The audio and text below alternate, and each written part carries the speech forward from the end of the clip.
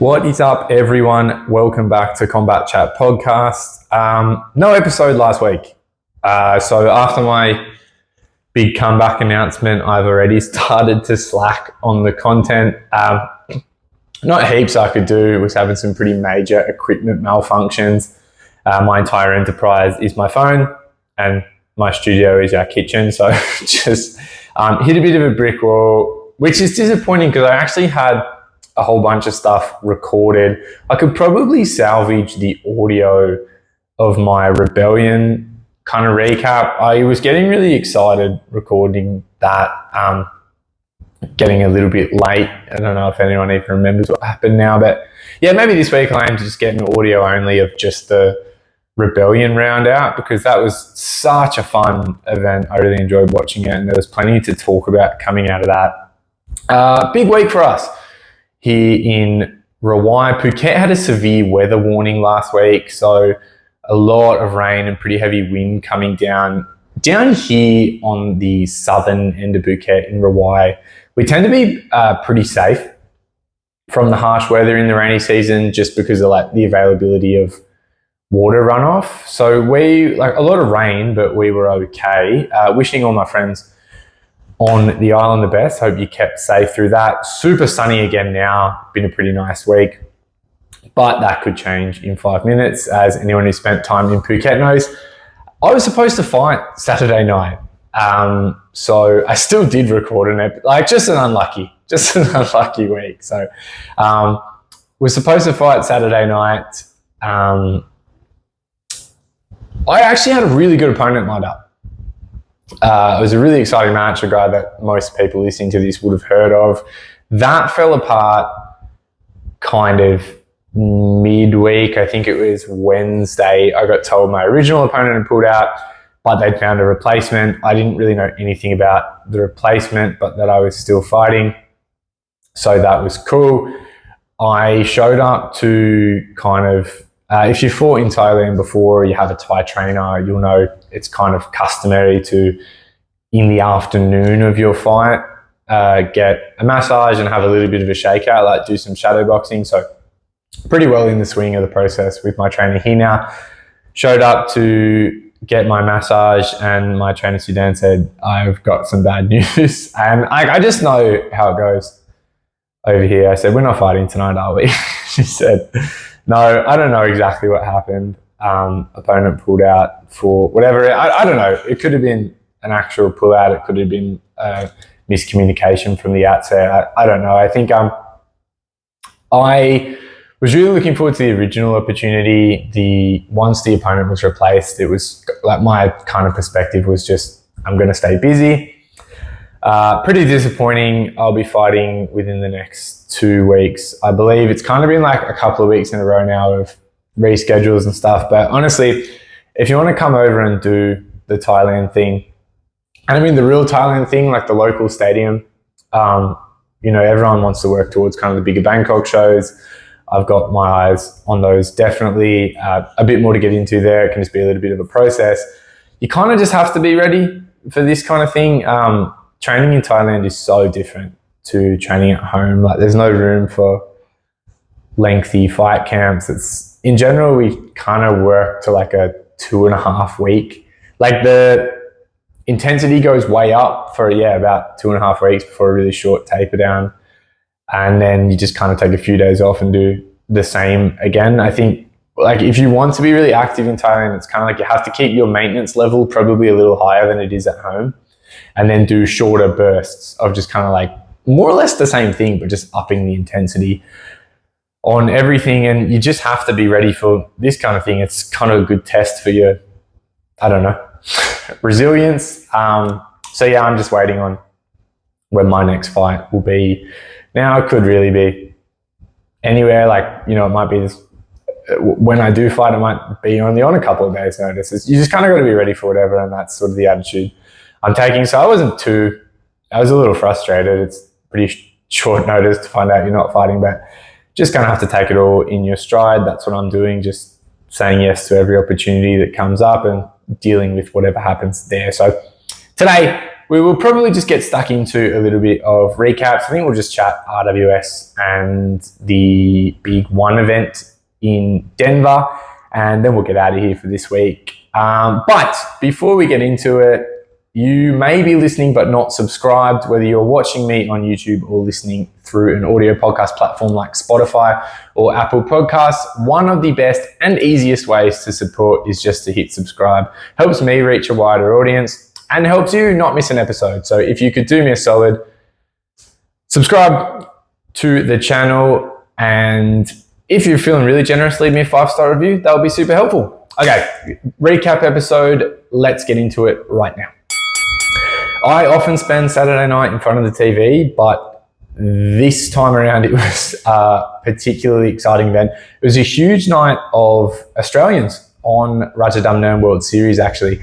I spoke about in my Rebellion recap episode that may or may not ever see the light of day how cool I thought it was that kind of you had a bunch of familiar, like a lot of Australians are going to tune in to watch Max and follow his run through the tournament. So to have a couple of other familiar faces on the prelim, I think it's just good booking and a good way to get like a lot of Australian support around the show. And I thought it was awesome how during the Rebellion Road to Rajadamnern card, they were kind of advertising, tune in next week to see the Australians on RWS. Like I thought that was super sick.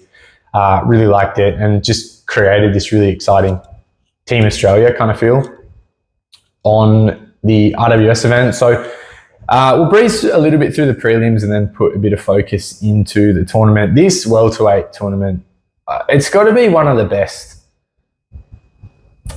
Thai boxing tournament lineups ever. Like the talent level at this thing is absolutely unbelievable. And it's just, it's made it super exciting to watch. I've been really, really enjoying RWS, especially this year, maybe just because I've had some time to kind of like get used to the format now, but it's like watching and following the points and understanding that there's that added layer of excitement of like, you know, this guy now needs a first round KO to make it through and keeping up with the leaderboard and stuff. Yeah, I've been really, really liking it. It's such an exciting concept. For me, it's the best.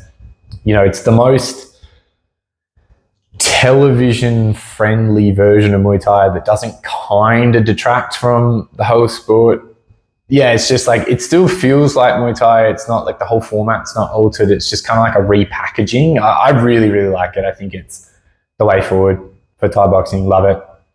And yeah, like we said, this year, all the tournament brackets are super, super stacked. But first up from the Australians to open the show was Nick Kyrgios fighting Tapaltong Singha-Ma-Win. And Nick Kyrgios I'm so happy to see him succeeding the way that he is. He's now 2 for 2 on RWS, and he's a bit of a quiet achiever on the Australian scene, like done very, very well now at that top domestic level, a national champion, just a super humble, super nice guy that's now kind of got that opportunity to take his talents overseas and just looked, you know, every bit like he belongs at the top of the pack in this super lightweight division. I thought, fought a tall, rangy Tapaltong, who's like the guys from Singha-Ma-Win are no joke. They're a really serious camp. And Nick honestly was just too much for him from the beginning. Like beautiful left hook, picked his shots perfectly, like really put Tapaltong in a place where from the second round onward had to kind of chase, but Nick kept his composure super well, countered when he needed to counter, got on the front foot when he needed to get on the front foot. Just thought Nick I was really, really impressed by Nick Kyrgios in this fight. As you know, he's an impressive guy. I'm just happy to see that on a bigger stage, and given the form that he's had in RWS thus far, could be close to getting a tournament call up, which would be absolutely awesome. Of course, news this week, the Rebellion 8-man this year is going to be in the 63.5 kilo division. So I have to imagine Nick Kyrgios is getting a spot in that. Yeah, really, really exciting guy to watch, and brilliant performance against, you know, some top class opposition. And then it was Davina Martin, now fighting out a Strong Heart Muay Thai in South Australia, previously from Moyu, and had both Kieran Walsh and Jordan Fielding in the corner, which is awesome. First fight back after a deadly knee injury. I'm think it was an ACL. Yeah, just something that would have a lot of people call it quits in the little gloves in ONE Championship just over a year ago for a really tough Russian, Zarina Islamova, fighting out of Sitsong Pinong. And again, pretty serious camp. Russian, really tall, really rangy. A good fight. Davina, like, found the mark on her right kick quite a lot. Looked good with the right hand. Just a very, very active, awkward to deal with Russian. Just made it a little bit too difficult. Off balance Davina a couple of times. And it was a absolute war into the third round with Davina marching forward with her nose bloodied and stuff. Just not quite able to swing the points back in her favour. But great fight to watch. Really entertaining. Very, very tough couple of fights in a row. Now that she's got her feet back under her post ACL injury, hopefully gets another shot in Bangkok. I think in some of the post fight I saw from her trainers suggests that's the idea. So that'd be cool. Congrats to Davina and Nick. Super exciting night to be watching Muay Thai as a fan of Oz Muay Thai. And so let's get stuck into the tournament. Like I was kind of fanboying about coming into the round, this is as talent-rich a tournament as you'll find. Every match you could possibly make out of this thing, if you're just randomly drawing them out of a hat, is super exciting. But also, and this is to me the mark of a really good tournament, pretty much every matchup here is a pick'em. Like, I don't know, a lot of these guys have fought each other before. Like, a lot of the potential matchups are rematches. You don't quite know what's going to happen in any match, which is great. Like, a lot of the time when you watch a tournament like this one, there's kind of like an obvious bottom seed. And when that's the case, kind of who you draw in what order can kind of be a big advantage. But all of these guys have a shot to win it. I also really like the fact that it is a staged tournament rather than single elimination, because you see almost all the matchups play out. The guys rack up points and then they determine a final four to make an eliminator. So one of the most fair and most exciting ways to do a tournament. For me, the reason I like it this way is because a lot of the time, kind of the downside of a tournament when it's in more of an eliminator format is you don't get to see some of the fun matchups play out because of the way it just shakes out. I like this because you watch a lot of really fun matchups, and also is such a good example all the time of how, like, the maths doesn't check out. Like, fighter A beats fighter B, who beats fighter C, doesn't mean fighter A beats fighter C. Like, I like that. At this skill level, that's always going to be the case. It kind of reminds me almost of like the K1s back in the day, where guys would fight each other 3, 4, 5 times over the course of a couple of years and the results would always change. Yeah, it's like super, super fun. And I really like the matchups. This was probably the most excited I've been in the group stage of this tournament, just purely because of the matchups. Topakul Singha Marwin put on an absolute Muay Thai masterclass with Sempon. Like, I'm a sucker for a proper Muay Thai style. I love it.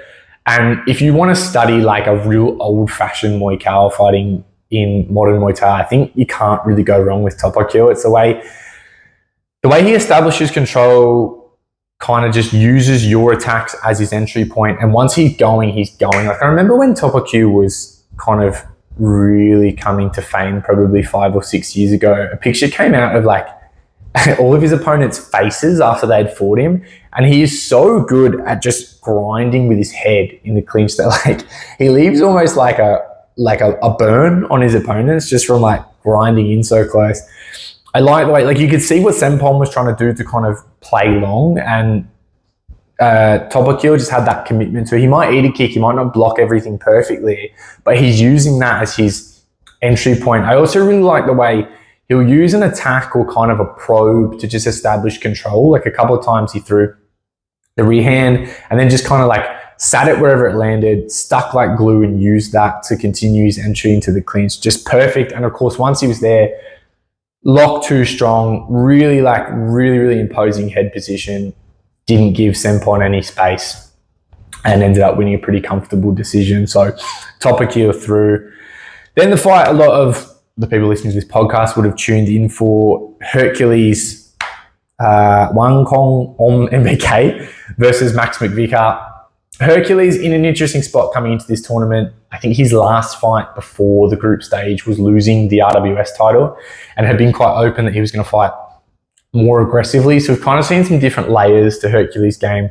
In this one, was just a matter of using his range. He's very tall, very thin welterweight, just kept Maxi that little bit too far away from him. Max did some great work to kind of block and counter. I think the biggest thing I saw early was Hercules had obviously practiced for, Max's catches and sweeps. Kept his balance really well, just stayed really stiff on that rear leg if Max caught the kick.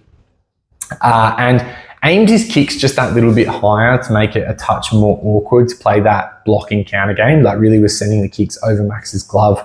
Max just a little bit, unable to kind of establish any rhythm and really went for it in the third round, looking for the knockout, looking to kind of just catch Hercules, but Hercules very smart with the points here. Gets the nod over Max to punch his ticket to the final four. Sajad versus Jodwicha was one I was looking forward to from the early goings of this tournament, and such an interesting. So Sajad's one of the most interesting stories of this tournament, and one of the reasons tournaments like this are so exciting, because if you go back in time 1 year, Sajad's the absolute man at welterweight in Rajadamnern. He's a tournament winner and RWS, Rajadamnern Stadium champion. Pretty well regarded as the top foreign welterweight in the world. And this time I believe Sajad couldn't have even qualified for the finals with a win here. Just incredible fighting at this level, how quickly fortunes change. I thought this fight was probably Sajad's best performance across the tournament, but just not quite enough to unseat the Devil's Nightmare. And also, side note, has Jodwicha always been the Devil's Nightmare, or is that new? Because that is like an extremely... that's a scary nickname. But yeah, anyway, close first round, brilliant second round for Sajad. Then his left hand really nicely. Some big left kicks. Played the game really well with Jodwicha. Jodwicha in round 3 is a completely different fighter based on where the points are. So you had to be a little bit more, knowing that. Well, they were one apiece on 2 judges' cards, and one of the judges actually gave the first round to Sajad, which was interesting. So he needed the third round regardless, and just kind of made Sajad make a couple of mistakes in round 3. Like, there was a lot of kick battles. Sajad moved really well and off-balanced Sajad a couple of times. So I thought the third was kind of the deciding round, and Jodwicha got that to get the win. Always very interesting when Sajad fights, because regardless of what the fight looks like, there is an army of his supporters saying he should have won, which was definitely the case here. I thought it was a perfectly fair decision, 2 rounds to 1. Again, second round was probably Sajad's best round maybe of the whole tournament, but a pretty clear, pretty decisive decision win for Jodwicha. But Sajad must have some of the most passionate fans in Thai boxing, because they're going hard defending the fact that Sajad should have won, and that, and it always becomes this big thing about Thai people are always just going to judge in favour of Thai and that. But a good fight, really solid performance by Sajad, and another win for Jodwicha, who's looked good this tournament despite up and down results. Interesting place. I think Jodwicha was coming down in weight for this tournament and had a lot of success at the super welterweight division, so was kind of a natural favourite here, but has been a little bit up and down in terms of results. Beat Max in the first round, lost to Hercules in the second, now picks up the win over Sajad to move through. So interesting, but a solid performance and an exciting prospect in the finals. The biggest surprise for me here was the final fight was Erdem Dincer. Personally, I think Erdem, the Turkish fighter training out of WMC Lamai, is the most slept on guy in this entire tournament. I haven't heard much about him, not a big part of a lot of the pre-fight, but I think that is pretty unfair. He's a former Rajadamnern champion. He only quite recently lost the title in a 2-fight series against Hercules, and this was a really, really impressive performance to take 6 points. Knocks out Chujalon in the first round, and I was really, really shocked. I heard the commentator say Chujalon hasn't been knocked out in 11 years. So obviously not an easy guy to put away.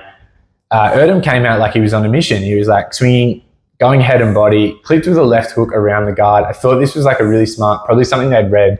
Rajadamnern, he's got some crazy name as well.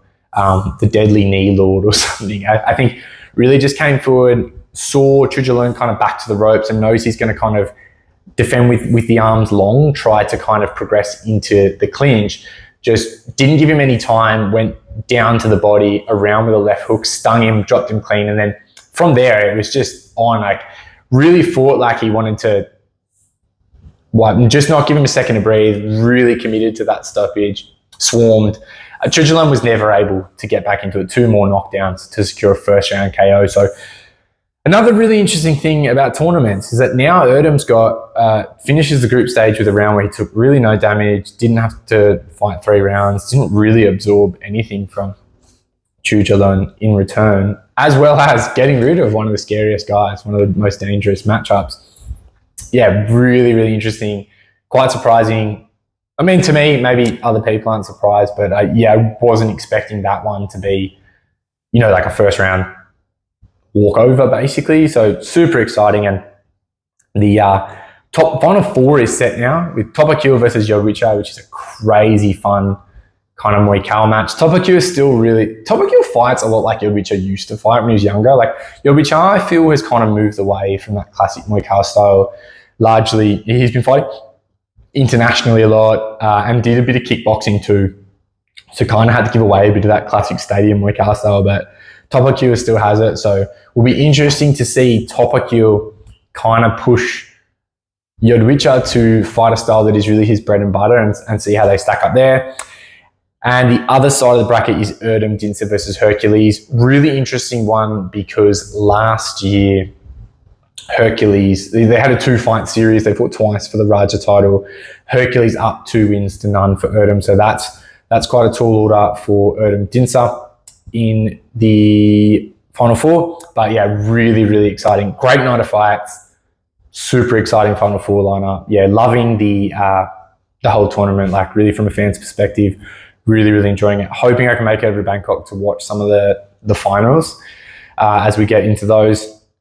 Yeah, absolutely loving it and really, really exciting. We'll talk about it in the kind of like next episode this week, but really looking forward to the super lightweights this weekend too. Of course, we've got the Aussie Jagger Chan. The late replacement will fight the female legend Sang Mani. That's a super fun fight. And I think that's a pretty good fight for Jagger, the respective stages in these 2 careers. So yeah, really fun night at RWS. Super proud of all the Australians. It's always cool to watch my friends fighting at like the highest of high levels, and yeah, love it. So that is our recap for this week's RWS, and we will move on to ONE Championship.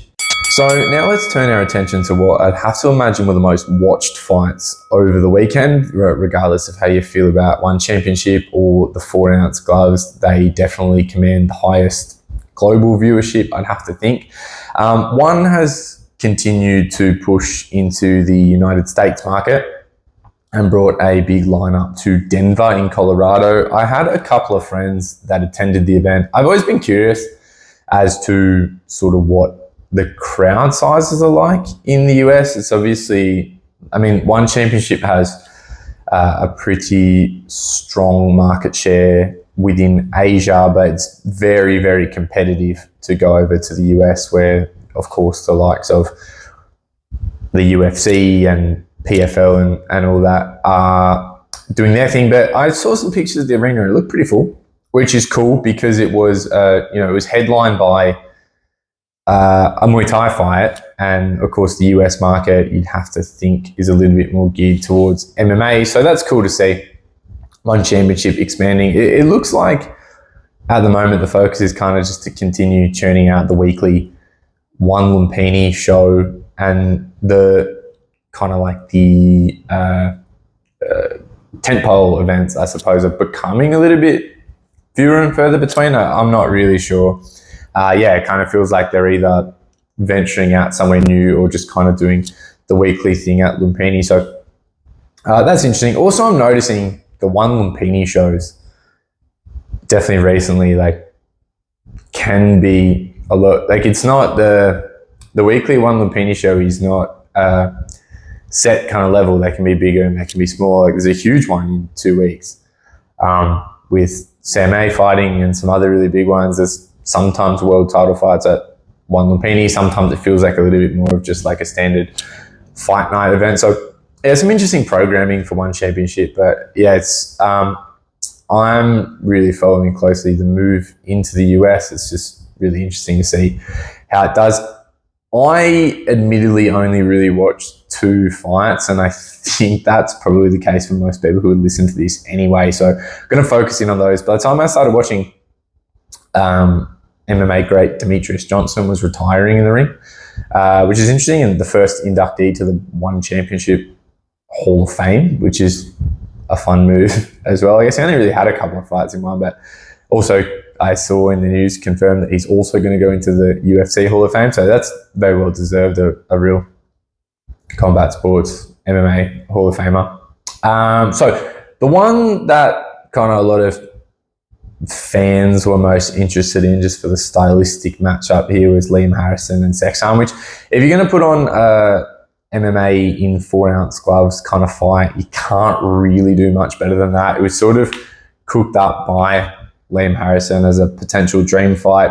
I liked kind of the whole idea around this one. It's 2 guys that have been around a long time, known for their entertaining styles, getting towards the end of their careers, and it's just a fight to, just give one to the fans. I thought it was this was a cool one to bring to the States.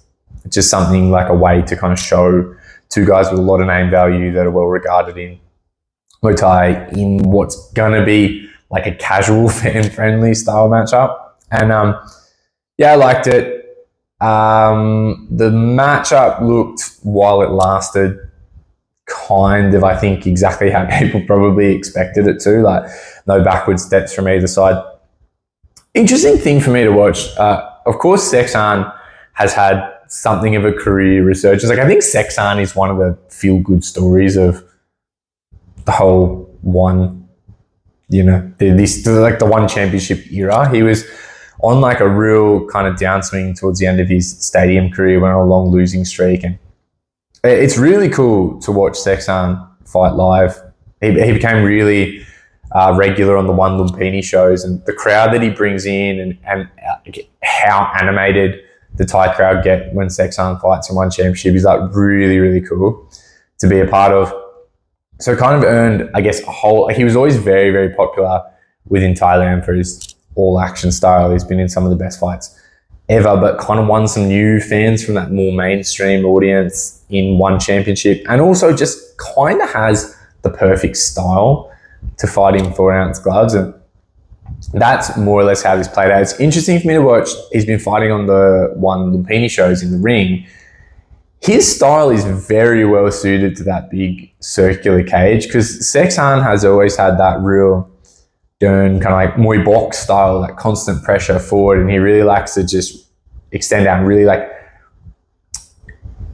of course, always fighting in the phone booth, but get really close, finds openings by just kind of sitting right in front of you and using your attempt at attack to just kind of march his way through. Pushes, like he's a big, like, it's not especially calculated at times. He will just kind of walk into an opponent, kind of push their guard, disrupt their balance. And you can see a lot of the time it's difficult to fight someone like that because it's hard to find your footing and your balance to get your own attack going when you're constantly being pressed forward like that. And like someone who's really light on their feet and kind of like a little bit more of a technical femur style will know how to sort of redirect Sexan and keep him chasing and things like that. But when you're in that big circle with no defined corners and also sort of no ropes to play off, like it just gives Sexan all of this space to just push forward, and he's really good with that. And you saw this against Harrison. Harrison looked to kind of have a plan to, his typical style is kicking the legs early. I saw that sort of left body shot as being something Harrison's going for a number of times, but Sexan just made it so difficult by just like, he'd wait for Harrison to kick or let go of his right hand and just kind of like use that created space of Harrison's attempted attack to just burst through.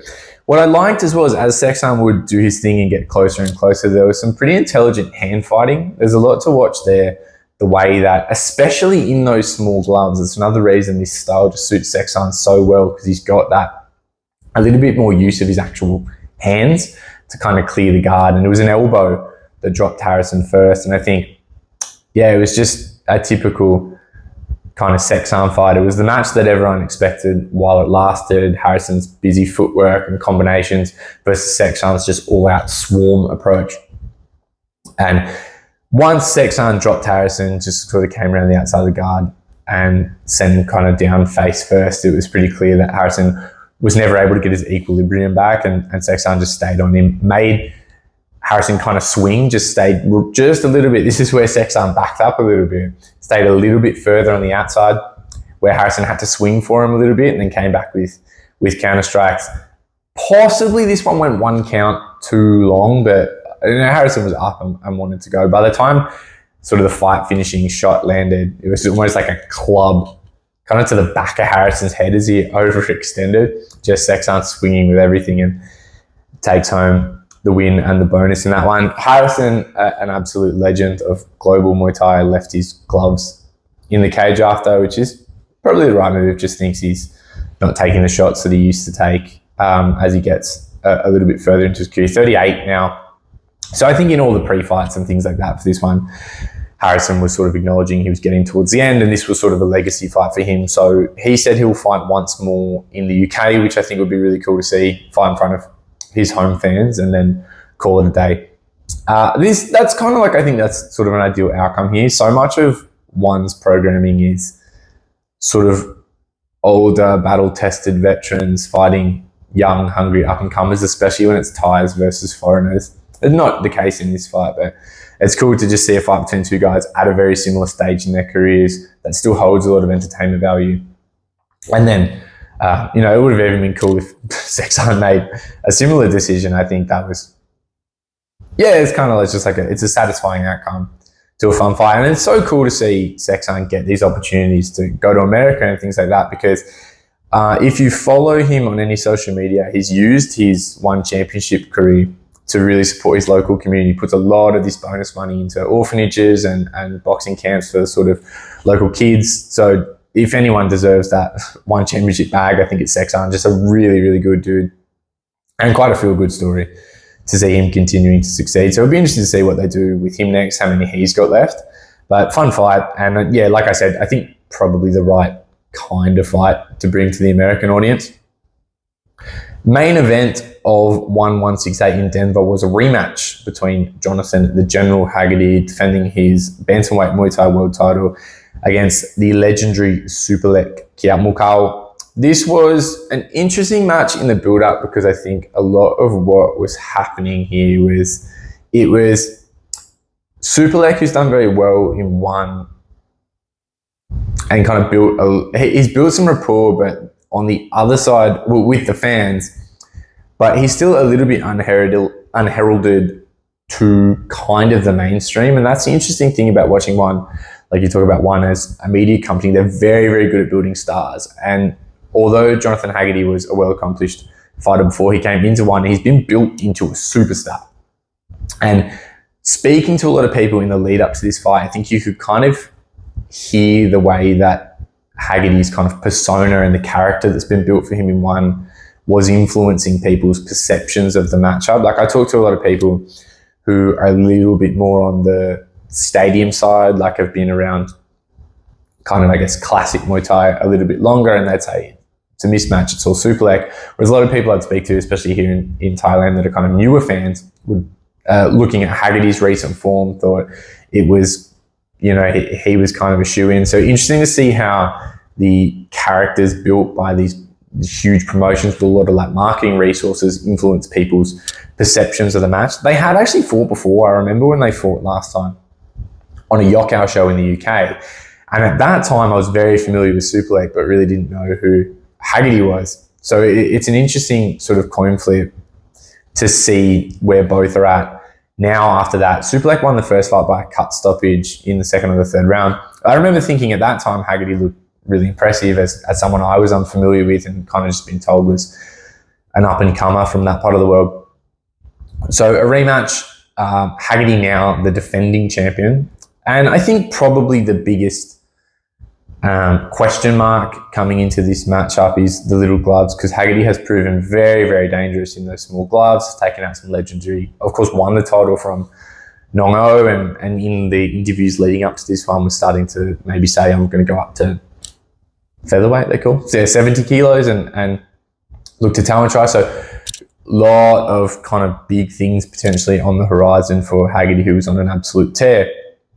Superlek, of course, just in typical Thai fashion, just a little bit quieter, but it was interesting to hear. I mean, I guess you never really know with interviews and things like that. Listening to Superlek talk about, he'd say things like, you know, he was supremely confident, like, I've analysed Haggerty's movements and I'm not going to have any trouble here. And I mean, that was more or less how it played out. Regardless of where you thought the fight was going to go, I wasn't expecting this to be done in under a minute. I think it was 49 seconds, including the count. Haggerty went down to an elbow and Superlek took the title. What really interested me about how this fight played out was it was a really, really good example of just pattern recognition from Superlek. And I know he would have found this in his sort of study of Haggerty. And that's what made those kind of pre-fight interviews a little bit more interesting to me in retrospect, when he'd talk about how well he understood the way Haggerty moves, because Haggerty has that very upright, quite bouncy, it is somewhat unorthodox footwork style that really relies on kind of explosive bursts. He's really high on the balls of his feet and does quite literally bounce in. And I've seen a lot of clips from him. He was recently doing seminars in Australia and plenty of other places. He's sort of been all over the world, and he explained some of these concepts. But what stood out to me, and I've seen this kind of broken down and analysed on social media since, is the way that for all the strengths of Haggerty's style and what an elite fighter he is, it's really important to still be able to recognise, if you're a fan of fighting and you want to study and emulate great fighters, which is one of the best things you can do, you've really got to pull apart where they still may have bad habits. And if you've ever studied the work of Barry Robinson online, which I recommend you do, there's some really good stuff. I think a lot of people misunderstand the work here because they're limited to just social media. Like I recommend investing in some of his full length work because it's really intricate and pretty game changing in a lot of ways. But Haggerty was showing a really good example here of what gets called the rhythm step. And that's basically just like a habitual tell that you are about to enter in an attack. And it's often in the form of just like a lot of people do it when they're on the pads, on the bag, and it's a habit that they drill in that comes out in fights, and it comes out at a really high level. And it's just to bounce and kind of show and tell your opponent that you're about to enter and give them the chance to preempt that encounter, which that's what this looked like to me. If you watch this fight, even for all 49 seconds, Haggerty does the exact same thing with his feet, I think 3 times in a row. And it's a little hop back, hop in, triple bounce, go. And he's kind of just building a little bit of momentum for that burst. And you can see in the closing exchange, Superlek had 1 or 2 goes at this to see the way Haggerty was moving his feet and understand that that's when he was going to come in behind that big long 1-2. Leaned all the way out to Haggerty's right side, lifted the elbow up and just let him run into it. And it was just the perfect counter, like quite a minimal effort attack from Superlek. He really let Haggerty do the work for him and close the show in 1 minute. Just that's the intelligence of someone like Superlek, someone at his experience level, how quickly he can recognize and adapt to a pattern on the fly 49 seconds into the fight. Close the show. To me, that's just a really good example and a really helpful thing to take on board if you like to study fighters, is you can't sort of pedestal fighters' movements too much to the point where you will sort of ignore quite basic mistakes. Because one of the biggest things I've learned from watching and studying and trying to be a fighter myself is even really elite fighters can make some quite basic mistakes. And to me, that's what this was an example of Haggerty just drilling in this rhythm step and showing Superlek when he was going to attack and giving him a tell that he was going to enter in. And just this is such a good example of Superlek reading it perfectly. So yeah, it's just some interesting food for thought. I'll be interested to know what other people think of that, if I'm off the mark, or yeah, just a great example of you've got to acknowledge that fighters can be great and have a lot of stylistic attributes worth emulating and still make quite basic mistakes. So that's just an interesting takeaway I found. Let me know what you're thinking. On the other side, Superlek now the ONE World Champion, and really across various formats, from the stadiums to ONE Championship to also ONE Championship kickboxing, like ONE love this two-sport, two-division champion thing. Superlek really has one of the most decorated records of the last 15, 20 years, I feel. It went through periods of time being close to untouchable in the stadiums. Absolutely exceptional fighter to watch. Brilliant IQ, of course, famous kicker, but showed another wrinkle in his game here. Interesting to see what they do next, because there was some talk at the post-fight press conference from Rws Welterweight about, maybe we'll redo Superlek and Rodtang in the US, and I don't know if that's a good idea. I mean, yeah, it's fine, I'd watch it, but I feel that, okay, a couple of things I think about that.